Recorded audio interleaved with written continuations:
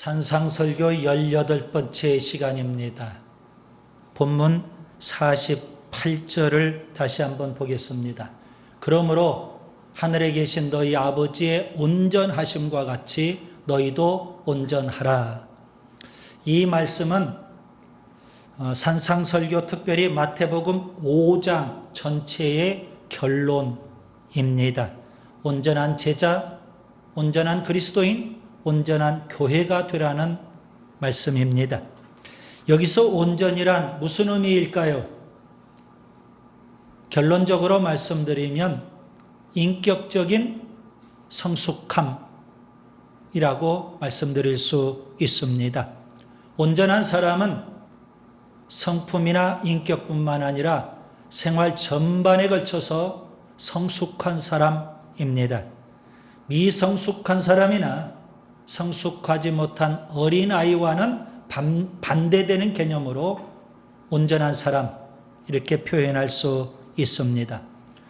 문맥을 살펴보면 팔복은 제자의 성품입니다. 소금과 빛의 비유는 제자의 생활입니다. 그리고 천국에서 큰 자는 제자의 사명입니다. 제자의 사명은 뭘까요? 예수님처럼 말씀을 온전히 지키고 철저히 가르치며 전하는 일입니다. 성품, 생활, 사명, 제자에게는 이 세 가지가 굉장히 중요합니다. 온전한 자가 된다는 것은 세 가지 측면입니다. 성품의 측면에서, 생활의 측면에서, 그리고 사명의 측면에서 성숙해야 된다. 그러면 온전한 자가 될 수 있는 겁니다. 사도 바울은 에베소서 4장 13절과 14절에서 어린아이와 온전한 자를 비교했습니다. 어린아이는 어떤 사람일까요? 사람의 속임수와 간사한 유혹에 빠지는 사람, 온갖 교훈의 풍조에 밀려 이리저리 요동하는 사람, 그런 사람을 어린아이라고 했습니다. 반면에 온전한 사람은 예수님으로 충만한 사람, 예수님을 온전히 닮은 성숙한 사람이라고 해석할 수 있습니다. 예수님은 교회의 모든 지체가, 교회의 모든 성도가 온전한 사람이 되기를 원하십니다. 그래서 에베소서 4장 11절에 사도, 선지자, 복음 전하는 자, 목사와 교사, 이 네 부류의 사람을 말씀 사역자로 교회 안에 세워주신 겁니다. 이런 말씀 사역자의 사명은 뭘까요? 말씀으로 성도를 훈련시키는 겁니다. 그래서 성도를 온전하게 하는 일, 이것이 바로 말씀 사역자의 사명입니다. 성도가 말씀으로 훈련을 받고 온전한 성도가 되면 이제 교회 안에서 봉사의 일을 하고 그리고 그리스도의 몸을 세우게 되는 겁니다. 그리스도의 몸을 세운다는 것은 온전한 성도가 교회 공동체를 온전한 교회, 성숙한 교회로 세우는 것을 의미합니다. 에베소서 4장 13절, 우리가 다 하나님의 아들을 믿는 것과 아는 일에 하나가 되어 온전한 사람을 이루어 그리스도의 장성한 분량이 충만한 데까지 이르리라 했습니다. 에베소서 4장 15절, 오직 사랑 안에서 참된 것을 하여 범사에 그에게까지 자랄지라. 그는 머리니 곧 그리스도라.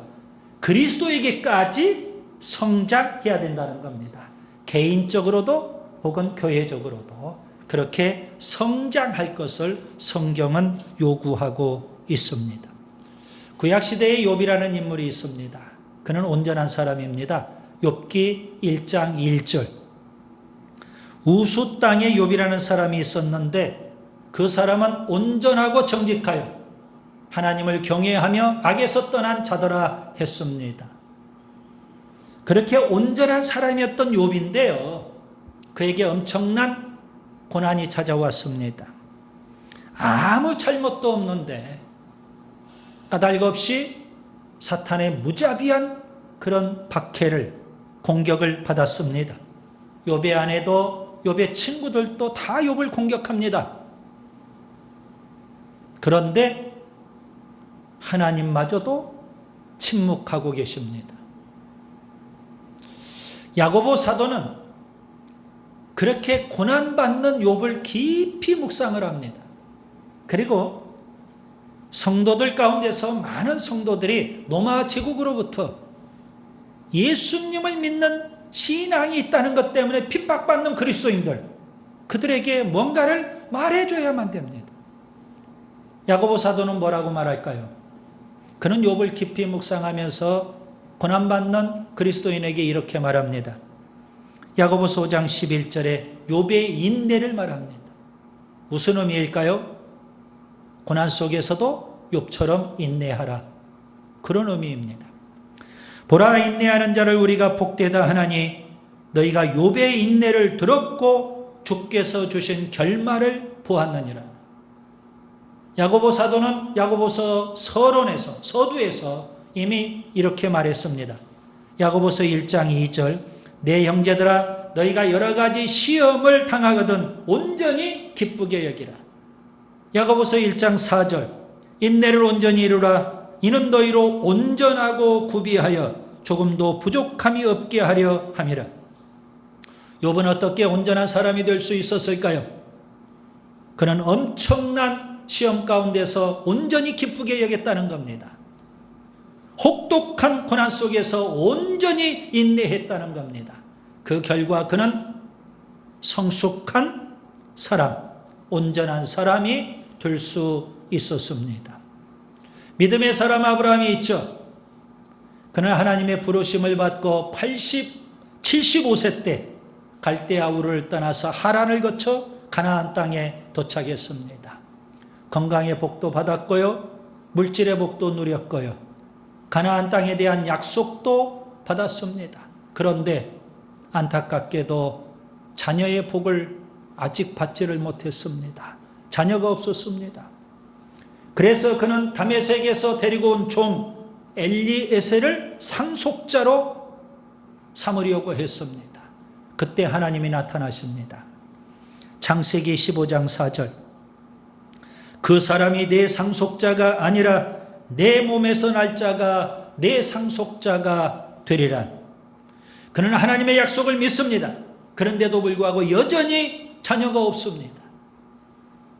참고 기다리다가 끝내 86세 때 애굽의 여종 하갈을 통해서 이스마엘을 낳았습니다. 그리고 이스마엘을 상속자로 여기고 그렇게 삽니다. 그의 나이 99세 때 하나님께서 나타나셨습니다. 하나님은 아브라함에게 완전함을 요구하십니다. 창세기 17장 1절, 나는 전능한 하나님이라 너는 내 앞에서 행하여 완전하라. 하나님이 말씀하십니다. 아브라함의 행위는 전능하신 하나님과는 달리 완전하지 못했다는 의미입니다. 하갈을 통해서 그가 얻었던 이스마엘, 그 이스마엘은 육신의 아들이었습니다. 하나님이 약속하신 약속의 아들이 아니라는 의미입니다. 하나님은 아브라함에게 완전함을 요구하신 것처럼 우리 모두에게도 완전함을 원하십니다. 사도 바울, 그는 평생 사명에 살면서 완전함을 추구하며 살았습니다.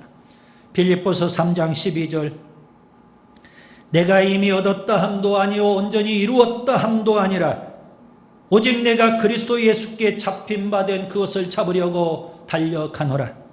그는 표대를 향하여 중단 없이 달려갔습니다. 빌립보서 3장 14절, 표대를 향하여 그리스도 예수 안에서 하나님이 위에서 부르신 부름의 상을 위하여 달려가노라. 결국 그는 빌립보서 3장 15절에 고백합니다. 우리 온전히 이룬 차라고 그렇게 말합니다. 성숙한 신앙인이었던 사도 바울, 그는 빌립보 교회를 향해서 나를 본받으라 이렇게 담대하게 말합니다. 빌립보 3장 17절, 형제들아 너희는 함께 나를 본받으라. 그리고 너희가 우리를 본받은 것처럼 그와 같이 행하는 자들을 눈여겨보라.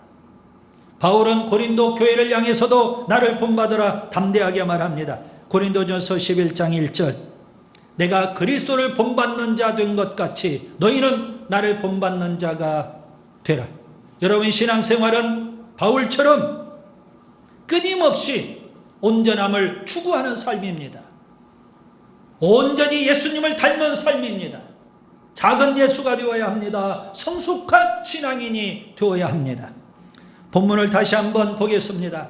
그러므로 하늘에 계신 너희 아버지의 온전하심과 같이 너희도 온전하라. 여러분, 이 말씀을 잘 묵상해 보세요. 하늘에 계신 너희 아버지의 온전하심이라고 했습니다. 하나님은 온전하신 분입니다. 하나님은 하나님이십니다. 사람과는 다릅니다. 사람은 불완전하지만 하나님은 완전하시고요. 사람은 허물이 크지만 하나님은 완벽하십니다. 사람은 흠이 있지만 하나님은 흠이 없으십니다. 사람은 실수가 많지만 하나님은 실수가 없으십니다. 사람은 거짓이 많지만 하나님은 거짓이 없으십니다. 사람은 되돌아서서 후회하지만 하나님은 후회하지 않으십니다. 사람은 부정확하지만 하나님은 한치의 오차도 없이 정확하십니다. 완전하신 하나님.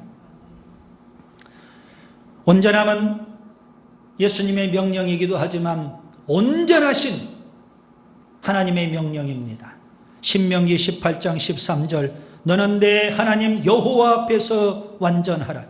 너는 내 하나님 여호와 앞에서 완전하라. 성경은 그렇게 요구합니다. 따라서 이런 결론이 나오겠죠. 온전함은 하나님의 명령이고요. 예수님의 요구이고요. 그렇기 때문에 우리의 목표가 되어야 합니다.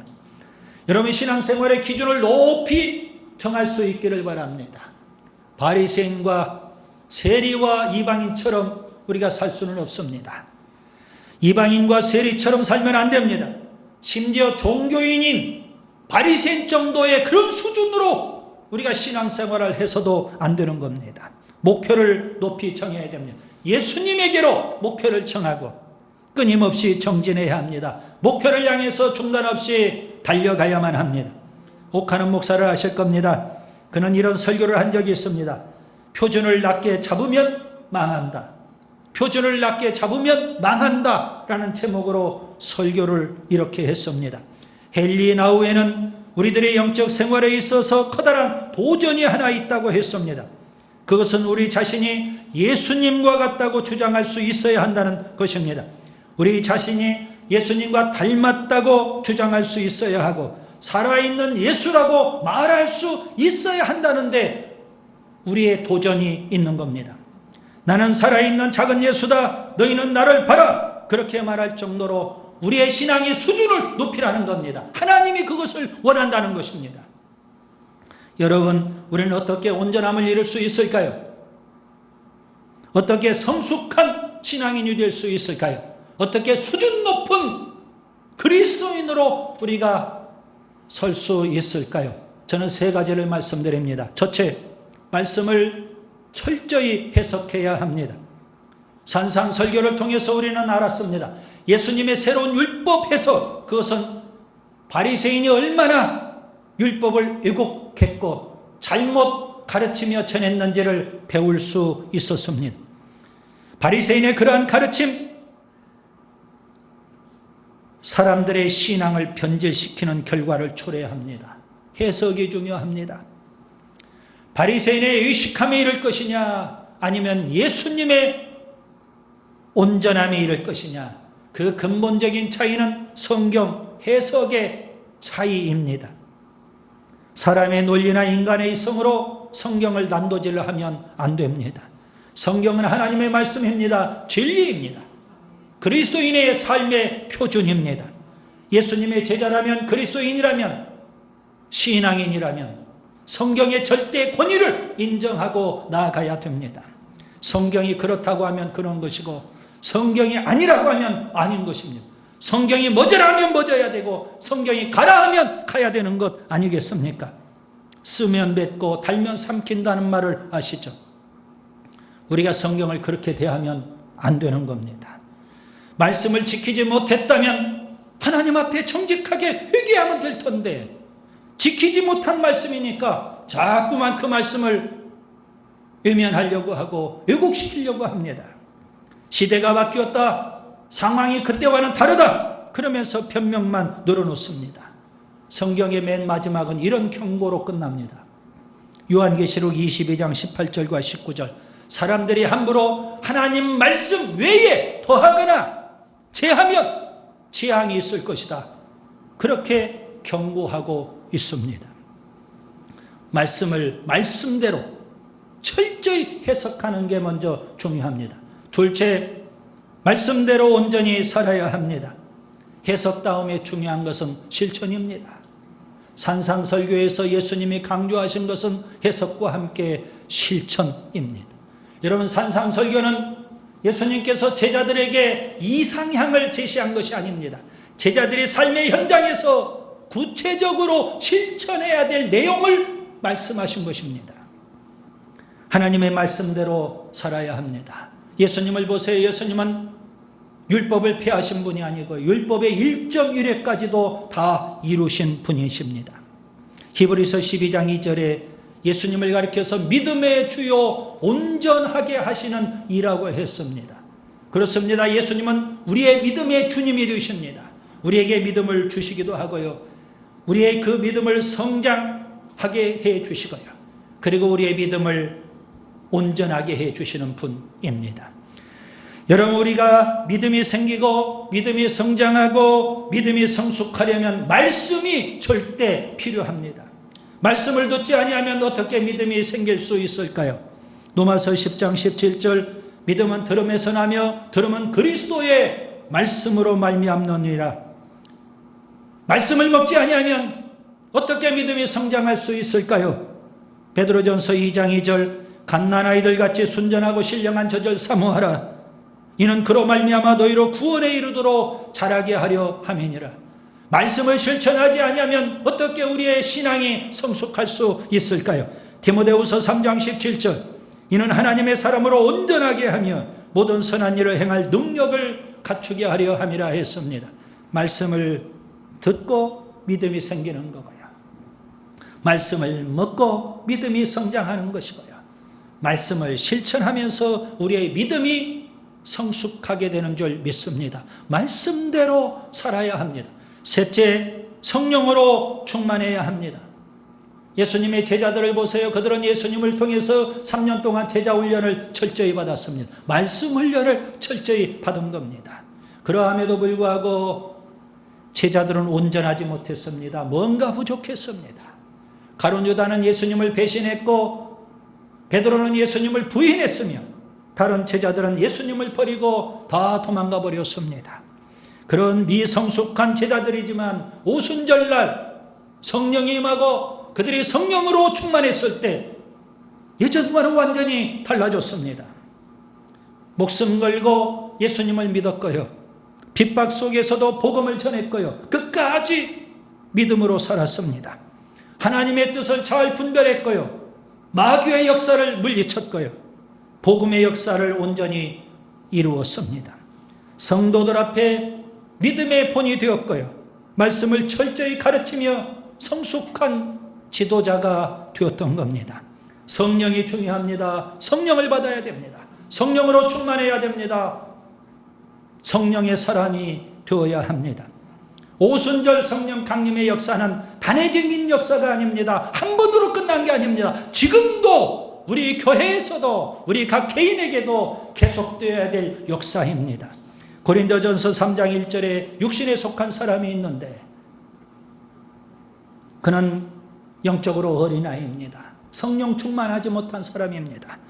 고린도전서 2장 15절에 신령한 자가 있습니다. 신령한 자가 바로 성숙한 신앙인이고 성령 충만한 신앙인입니다. 성령 충만해야만 성령의 열매를 맺습니다. 성령을 받아야만 말씀이 성령의 검이 되는 것입니다. 성령을 통해서 우리가 성숙한 신앙인이 될 수 있습니다. 성령을 사모하세요. 성령으로 충만해야만 되는 줄 믿습니다. 말씀을 정리합니다. 모든 은혜의 하나님은 우리를 친히 온전하게 하신다고 했습니다. 온전함은 하나님의 명령이고 예수님의 요구이며 그래서 예수님의 제자인 우리의 목표가 됩니다. 제자라면 마땅히 예수님을 닮아야 됩니다. 성숙한 신앙인이 되어야 합니다. 성숙한 신앙인이 되려면 어떻게 해야 될까요? 먼저 말씀을 철저히 해석해야 됩니다. 그런 다음에 말씀대로 온전히 살아야 합니다. 그리고 성령으로 충만해야 합니다. 그래서 제자의 성품, 제자의 생활, 제자의 사명 모든 측면에서 성숙함이 있게 됩니다.